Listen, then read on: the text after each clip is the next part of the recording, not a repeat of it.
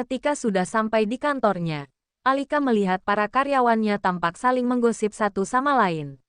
Tapi kelihatan sekali dari raut wajah mereka yang terpancar kecemasan dan kekhawatiran akan suatu hal.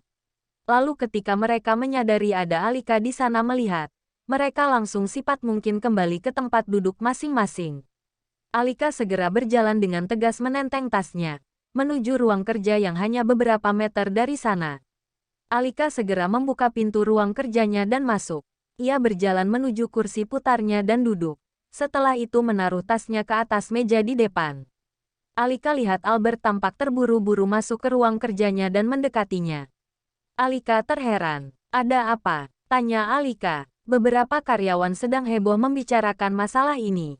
Bahkan Anda mungkin tidak akan percaya jika saya menginformasikan terkait hal ini," ucap Albert yang semakin membuat Alika bertanya-tanya. "Apa?" tanya Alika heran. "Dia, mantan suami Anda, telah memutus seluruh kerjasama kontrak pada perusahaan kita dan menarik semua investor di perusahaan kita jadi berbalik ke perusahaan N Group," ucap Albert yang langsung membuat Alika terbelalak. "Tidak mungkin. Kok bisa? Bagaimana mungkin semudah itu?" tanya Alika. Nyatanya semua itu memang sedang terjadi sekarang. Meskipun sudah dikirim pihak mediasi pun mereka tetap kekeh dengan pendirian mereka. Investor itu lebih tertarik bekerja sama dengan perusahaan N Group, karena mereka memberikan secara percuma sebuah penawaran yang jarang sekali mereka tawarkan pada para investor. "Apalagi mereka lebih menang nama dibanding perusahaan kita," ucap Albert. Alika memijat pelipisnya. Ia mulai bingung. Ia menghela nafas lalu berkata, "Tolong serahkan padaku tiap nomor telepon para investor yang memutus kerjasama. Biar diriku langsung yang bernegosiasi dengan mereka," titah Alika. Albert mengangguk. "Baik. Saya akan kumpulkan semua nomor telepon mereka.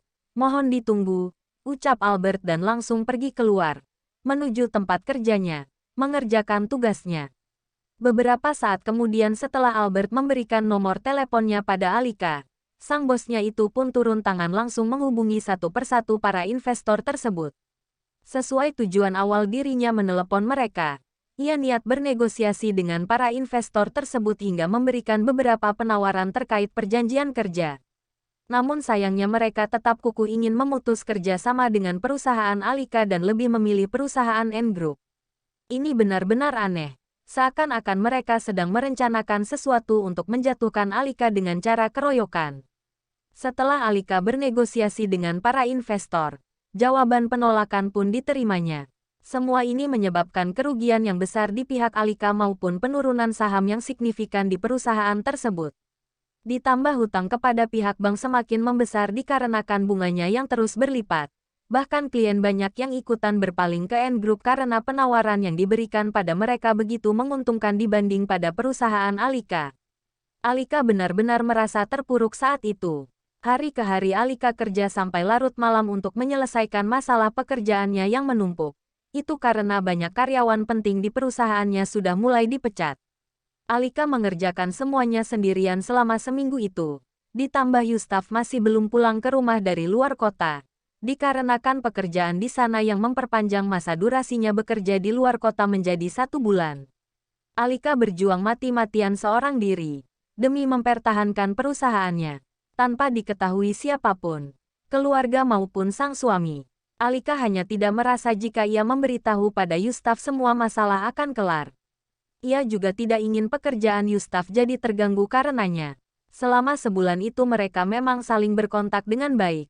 Namun sayangnya Alika merahasiakan apa yang menjadi penyebab kedua kantung mata di wajahnya semakin terlihat. Alika terlihat sangat kelelahan menanggung ini semua. Beberapa minggu kemudian, Alika terus mati-matian mencari investor untuk perusahaannya. Namun sayang sekali semua investor yang ia tawari kerja sama langsung seakan direbut oleh perusahaan N Group. Mereka berpaling dengan sangat cepat ke perusahaan N Group. Alika benar-benar bimbang. Hingga ketika Alika sudah hampir menyerah tiba-tiba Albert memberi kabar gembira dengan memberitahu kemunculan seorang investor dari perusahaan parfum yang tak terlalu terkenal. Nama perusahaan itu adalah Vizo Group.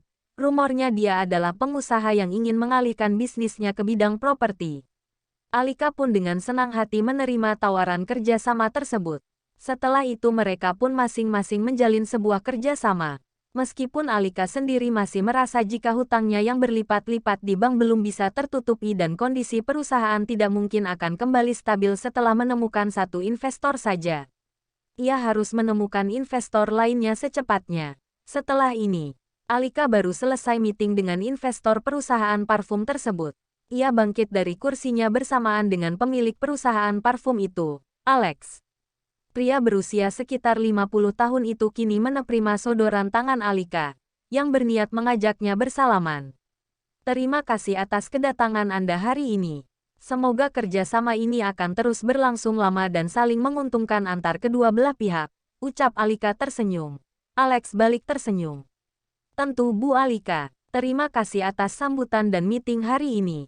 Oh iya, saya punya hadiah buat Bu Alika, ucap Alex seraya menagih sesuatu pada sekretaris di sampingnya. Sekretaris itu pun segera membuka tasnya dan berikan bermacam-macam parfum wanita pada Alika. Ini adalah barang sisa dari produk kami. Silahkan untuk Anda ambil. Ini hadiah dari saya, ucap Alex. Alika merasa sedikit tidak enak. Enggak usah Pak. Ini untuk karyawan Bapak saja. Saya memiliki banyak parfum di rumah, sangkal Alika. Alex tetap memaksa. Sudah buat ibu saja. Oh atau jika ibu sudah kebanyakan parfum, gimana kalau menukarnya dengan parfum laki-laki? Suami ibu tidak terlalu banyak parfum kan? Tanya Alex. Tapi saya merasa tidak enak dengan Anda Pak Alex. Saya sungguh tidak apa-apa jika tidak dikasih juga. Kehadiran Bapak di sini sebagai investor saya juga sudah sangat menguntungkan bagi saya. Ucap Alika. Sudah tidak apa-apa, ucap Alex kekeh. Sebenarnya sih saya perlu parfum buat ayah saya. Tapi kalau misalkan tidak ada juga tidak apa-apa. Ucap Alika. Tentu ada dong Bu Al. Ini adalah produk yang sangat langka loh Bu. Tahu enggak harganya berapa kalau saya jual? Tanya Alex. Alika menggeleng tidak tahu. 30 juta. Ucap Alex yang langsung membuat Alika melotot dan langsung menolaknya. Kalau begitu tidak usah deh Pak. Itu mahal sekali. Saya tidak berniat membeli parfum mahal-mahal. Ucap Alika. Tidak usah bayar Bu Al. Saya akan memberikan parfum kelas atas ini secara gratis sama Bu Al. Kebetulan ini sisa terakhirnya. Saya hanya ingin memberi Bu Al sebuah hadiah atas kerja sama ini. Ucap Alex segera mengambil parfum itu dari tangan sang sekretaris. Ini Bu Al. Coba cium dulu. Bu Al pasti sangat suka. Ucap Alex menyodorkan parfum semprot yang sangat cantik berwarna biru laut itu. Alika pun segera menciumnya. Dirinya langsung terbelalak ketika mencium wanginya. Wangi ini, bukankah tercium seperti? Alika langsung bertanya pada Alex. Maaf tadi perkataan Anda yang mengatakan jika parfum ini berharga 30 juta. Anda bercandakan ya hehe? Tanya Alika. Alex tertawa membahak. Mana mungkinlah saya bercanda. Itu beneran loh harganya 30 juta. Mau saya kasih tahu katalog harganya. Ini tuh minyak wangi para sultan Bu Al. Parfum yang sering dipakai oleh orang kaya bahkan para artis Hollywood. Ucap Alex yang langsung membuat Alika tercengang mendengarnya. Hah, apa barusan katanya? Beberapa jam kemudian. Masih di tempat tadi Alika meeting bersama Alex. Menampak seorang pria bersetelan jas hitam tampak menopang dagu menatap lurus serta datar wanita berambut gelombang di hadapannya yang sedang duduk termangu, melamun dalam keadaan tangan yang juga menopang dagunya. Wanita itu adalah Alika dan pria yang mengamatinya itu adalah Albert sang sekretaris. Sepertinya Anda sangat menikmati masa-masa Anda membuang waktu seperti ini. Apakah sekarang Anda mulai membiasakan diri untuk menjadi pengangguran? Atau Anda memang lebih memilih ingin menyerah daripada bangkit? Tanya Albert. Pertanyaanmu tidak nyambung sama sekali dengan yang kupikirkan. Ucap Alika dengan tangan yang masih menopang dagu, melamun. Saya bukan peramal, ataupun paranormal. Saya sekretaris Anda dan majikan Elijah. Ucap Albert singkat, padat dan jelas. Alika menoleh, menatap datar Albert. Semua pun tahu tentang hal itu. Tandas Alika. Lalu apa yang sedang Anda pikirkan sekarang? Tanya Albert. Gustav, jawab Alika. Anda merindukannya. Tanya Albert. Alika mengangguk. Apa gunanya telepon, ponsel pintar, internet, pulsa? Tanya Albert. Aku sering menghubunginya dan selalu 24 jam berbincang dengannya entah di chat atau telepon. Tetapi, Entah kenapa secara keseluruhan aku seperti tidak tahu apapun tentangnya. Seperti ada yang dia sembunyikan dariku. Selama berbicara, dia pun selalu bertanya dan membahas segala hal tentangku. Tapi bukan tentang apa yang dia kerjakan di kantor atau yang terjadi hari ini dan kemarin di kantornya. Dia hanya mengatakan padaku jika dia adalah seorang admin dari perusahaan yang dia tak jelaskan secara detail. Dia bilang sendiri padaku jika dia tidak ingin membahas banyak hal tentang hidupnya, masalah pribadinya maupun masalah kantornya. Seakan, dia tahu banyak hal tentangku, tapi diriku sendiri tidak tahu apa-apa tentangnya. Ucap Alika. Albert memandang Alika sama datarnya seperti tadi. Sepertinya Anda mengalami cinta satu arah ya. Ucap Albert. Alika menyangkal. Enggak kok, dia cinta sama aku. Cuma ya, kayak dia punya rahasia besar yang disimpan dan enggak mau aku tahu. Ucap Alika. Lalu apakah Anda berniat untuk mencari tahu banyak hal tentangnya sekarang? Tanya Albert. Tidak tahu. Di dalam surat perjanjian waktu itu dirinya mengajukan syarat jika tidak ingin aku mencari tahu tentang segala hal tentangnya termasuk hidup pribadinya maupun latar belakangnya. Meskipun perjanjian itu sudah batal sekarang, aku tetap tidak enak melanggarnya. Dia sepertinya punya sesuatu hal yang tidak ingin aku ketahui, ucap Alika. Tunggu, perjanjian itu batal maksudnya apa? Tanya Albert. Aku dan Yustaf sudah membatalkan perjanjian pernikahan kontrak itu. Mulai sekarang kita resmi suami istri sungguhan. Ucap Alika tersenyum. Albert menatap Alika lama dengan tanpa sekalipun mengerjapkan matanya.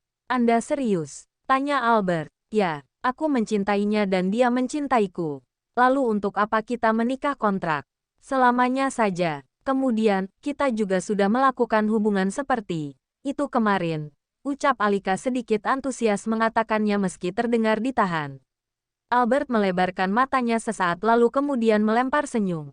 Lebih baik begitu sih. Itu pilihan yang baik juga menurut saya. Anda tidak perlu lagi mencari-cari pangeran berkuda putih yang akan menyelamatkan Anda dari tragedi cinta yang kelam. Ucap Albert. Tapi Al, dia itu terlalu misterius. Bahkan, aku mengira jika dirinya itu bukan orang yang tidak mampu. Dia terlihat seperti anak sultan. Ucap Alika. Albert memandangnya datar. Ia periksa suhu di dahi Alika. Tidak panas. Tapi apa sebenarnya penyebab Anda berbicara melantur? Tanya Albert. Alika menolak tangannya. Apa sih? Aku berbicara sebenarnya. Dalih Alika.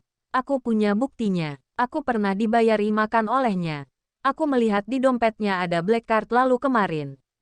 Kamu ingat, Alex memberikanku parfum sangat mahal dan wangi parfumnya itu sangat amat mirip dengan parfumnya Yustaf.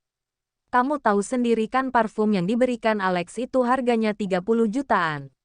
Tanda seru petik 2, ucap Alika. Albert terdiam menatapnya, seakan ia tidak berniat untuk menyangkal lagi apa yang dikatakan bosnya ini. Ia terpantau percaya dengannya. Aku sangat yakin dia itu anak orang kaya. Ucap Alika lagi. Tepat di tanggal 1. Alika menerima kabar jika Yustaf akan pulang siang itu juga. Sebenarnya perjalanan sudah ia tempuh dari pagi tadi dan estimasi ia sampai pun kemungkinan siang. Alika yang merasa sangat rindu dengannya pun meminta ketemuan di jam makan siang. Di sebuah restoran Italia langganan Alika, yang pernah mereka berdua kunjungi beberapa bulan lalu. Pada pukul 11.57, di restoran, Alika sudah standby di kursi nomor 7, samping kaca transparan yang memperlihatkannya sisi luar restoran. Kali ini tampaknya ia datang lebih awal 3 menit. Ada sesuatu yang ia bawa di dalam paperback. Itu adalah kejutan yang akan ia beritahu pada Yustaf setelah ini. Alika tiba-tiba dikejutkan oleh seseorang yang mengetuk luar kaca di samping kirinya. Alika terkejut. Pria tampan yang sedang tersenyum itu adalah Yustaf. Alika melambai ceria padanya dan memberinya isyarat pada Yustaf untuk segera memasuki restoran. Yustaf pun secepat mungkin berjalan menuju pintu utama restoran dan mendekati Alika. Pria tampan berkemeja biru muda dan celana hitam itu segera duduk di depan Alika. Ransel hitam yang dibawanya segera diletakkan di atas meja sebelah kirinya. Mereka saling melempar senyum satu sama lain. Yustaf langsung memegang kedua tangan Alika dan mengecupnya. Saya kangen banget sama kamu Al, ucap Yustaf. Aku juga sama. Kangen banget sama kamu. Kamunya aja yang suka banget lama-lama di sana. Betah ya di sana. Punya yang baru kan? Cecar Alika. Yustaf tertawa. Ia pun mencubit pipi Alika gemas. Bener-bener deh. Ditinggal lama malah makin cemburu ya. Padahal setiap hari selalu teleponan. Ujar Yustaf. Wajar dong. Aku kan udah bucin sama suami beneran. Ucap Alika. Iya deh istri beneran. Ucap Yustaf. Tak lama kemudian Alika pun memesan makanan pada seorang waitress. Sambil menunggu waitress membawa makanannya, Yustaf kembali mengajak Alika berbincang. Ia menatap Alika sekilas dan bertanya, "Kamu kok agak kurusan ya sekarang?" Tanya Yustaf yang tampak meneliti penampilan Alika dari ujung ke ujung. "Kamu enggak lagi banyak pikiran kan Al? Atau kamu kurang tidur? Enggak ada masalah kan sama pekerjaan kamu?" Tanya Yustaf mencecar Alika dengan pengamatannya. Alika tersenyum. Coba menunjukkan jika dirinya baik-baik saja. "Perasaan kamu aja kali sayang.